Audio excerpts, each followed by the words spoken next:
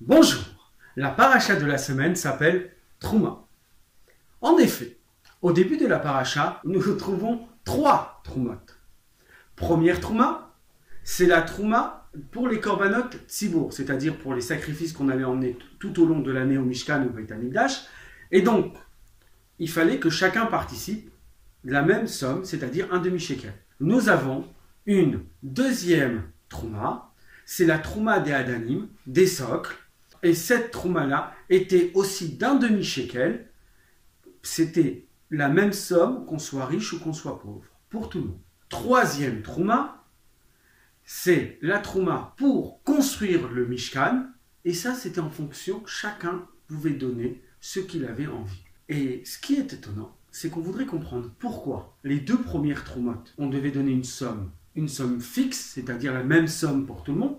En revanche, pour la dernière trouma, on donnait combien on en avait envie. La raison pourquoi, pour les korbanot, les sacrifices, on emmenait la même somme d'argent, car les korbanot tzibour, les sacrifices, venaient pardonner la faute du veau d'or.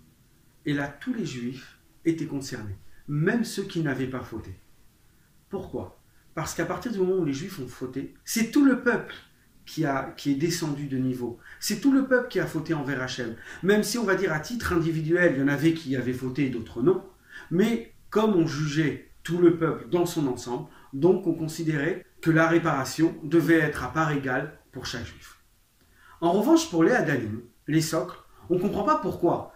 Certains, on devait tous payer la même chose. Pourquoi on ne pouvait pas chacun en fonction de ses moyens, par exemple? Là est le sujet de la paracha. Les Hadanim, c'était les socles du Mishkan.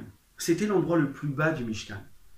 Mais sans eux, le Mishkan ne pouvait pas tenir. C'est ce qui permettait le maintien de tout le bâtiment. Et on voit que chacun devait payer la même chose. Et pourquoi donc? Parce qu'il y a un message dans ces socles qu'il n'y a nulle part ailleurs. Les socles, c'est quoi? C'est ce qu'on appelle la soumission. C'est comme le pied. C'est la tête qui décide où le pied doit aller. C'est notre cerveau qui décide notre direction, c'est pas nos jambes. Et donc la jambe, comme le socle, c'est le symbole de la soumission. Et donc en fait, ça va nous apprendre que face à Dieu, nous sommes tous égaux. Parce que nous avons un seul but, c'est de le servir. Quel qu'il soit le niveau du juif, qu'il soit au niveau du débutant ou au plus grand tzaddik.